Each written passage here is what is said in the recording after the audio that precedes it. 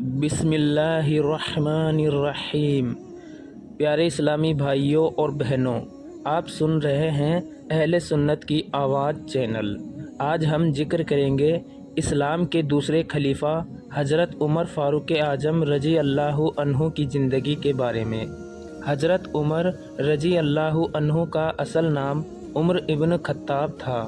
آپ قریش کے مشہور قبیلے بنو عدی سے تعلق رکھتے تھے۔ آپ کا ونش اور نسل حضرت محمد مصطفیٰ صلی اللہ علیہ وسلم کے ونش سے 8ویں پشت پر ملتا ہے۔ آپ کے والد کا نام خطاب اور والدہ کا نام حنتمہ بنت حاسم تھا۔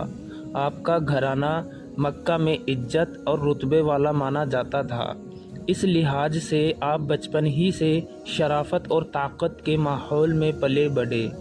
حضرت عمر رضی اللہ عنہ بچپن ہی سے مضبوط جسم والے اور کڑک مزاج تھے۔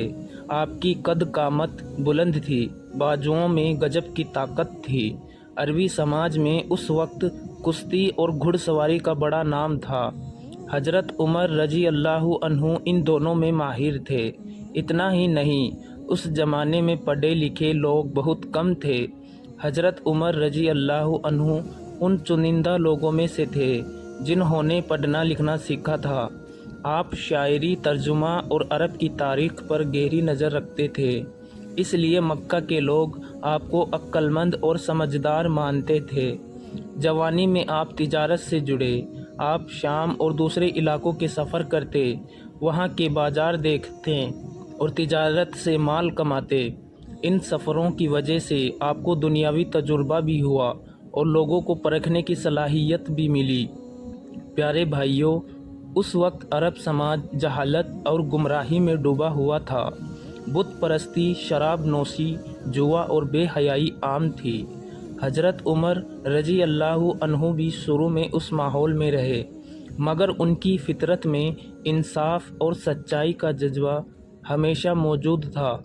آپ اپنے قبیلے کے جھگڑوں میں اکثر انصاف کی طرفداری کرتے، اس لیے لوگ آپ کی رائے کی عزت کرتے تھے۔ جب رسول اللہ صلی اللہ علیہ وسلم نے مکہ میں اسلام کی دعوت شروع کی تو شروعات میں حضرت عمر رضی اللہ عنہ اسلام کے بڑے دشمنوں میں سے تھے، کیونکہ انہیں لگتا تھا کہ یہ نیا مذہب قریش کے طور طریقوں اور ان کی عزت کے خلاف ہے۔ اتنا تک کہ آپ رسول اللہ صلی اللہ علیہ وسلم کو نقصان پہنچانے کے ارادے سے نکل پڑے تھے، لیکن اللہ تعالیٰ کو کچھ اور ہی منظور تھا۔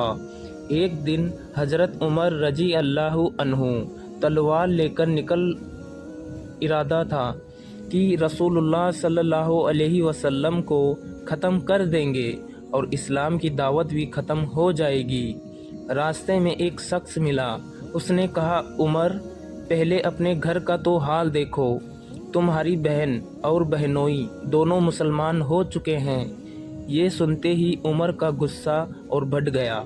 آپ سیدھے بہن کے گھر پہنچے۔ وہاں حضرت خباب رضی اللہ عنہ انہیں قرآن پڑھا رہے تھے۔ عمر اندر گھسے، بہنوئی کو مارا، بہن بھی زخمی ہو گئی۔ جب دیکھا کہ بہن خون سے لت پت ہے تو دل پگھل گیا۔ کہا، مجھے بھی وہ لکھاوٹ قرآن دکھاؤ۔ بہن نے کہا، تم پاک نہیں ہو، پہلے غسل کرو پھر قرآن کو ہاتھ لگانا۔ آپ نے غسل کیا اور پھر قرآن کی آیتیں پڑھی۔ وہ آیتیں تھیں سورہ طٰہٰ کی۔ پڑھتے ہی دل کانپ اٹھا، آنکھوں سے آنسو نکل پڑے۔ کہا، یہ کوئی انسانی کلام نہیں، یہ تو اللہ تعالیٰ کا کلام ہے۔ اس وقت حضرت خباب رضی اللہ عنہ باہر آئے اور کہا، مبارک ہو عمر۔ یہی دعا رسول اللہ صلی اللہ علیہ وسلم نے کی تھی کہ یا اللہ عمر کو اسلام کی ہدایت دے۔ پھر عمر سیدھے رسول اللہ صلی اللہ علیہ وسلم کی بارگاہ میں پہنچے۔ جب اندر داخل ہوئے تو صحابہ ڈر گئے، مگر رسول اللہ صلی اللہ علیہ وسلم نے فرمایا، عمر کس لیے آئے ہو؟ عمر نے عرض کیا، میں گواہی دیتا ہوں کہ اللہ کے سوا کوئی معبود نہیں اور آپ اللہ کے رسول ہیں۔ یہ سن کر سارے صحابہ اللہ اکبر پکار اٹھے۔ اس دن سے اسلام کو طاقت ملی، مسلمان کھل کر نماز پڑھنے لگے۔ پیارے اسلامی بھائیوں، حضرت عمر فاروق اعظم رضی اللہ عنہ کی زندگی ہمیں یہ سبق دیتی ہے کہ اگر دل میں انصاف اور سچائی کا جذبہ ہو تو اللہ تعالیٰ اسے ہدایت کی طرف لے آتا ہے۔ اللہ کے کلام میں اتنی طاقت ہے کہ سب سے بڑے دشمن کا دل بھی پگھل جائے۔ سچے ایماندار انسان کو اللہ تعالیٰ دنیا اور آخرت دونوں میں بلند مقام دیتا ہے۔ آئیے ہم سب یہ ارادہ کریں کہ حضرت عمر فاروق اعظم رضی اللہ عنہ کی طرح اپنی زندگی کو قرآن اور سنت کے مطابق بنائیں۔ اللہ تعالی ہمیں ان کی سی بہادری، انصاف، دینی جذبہ عطا فرمائے۔ آمین یا رب العالمین۔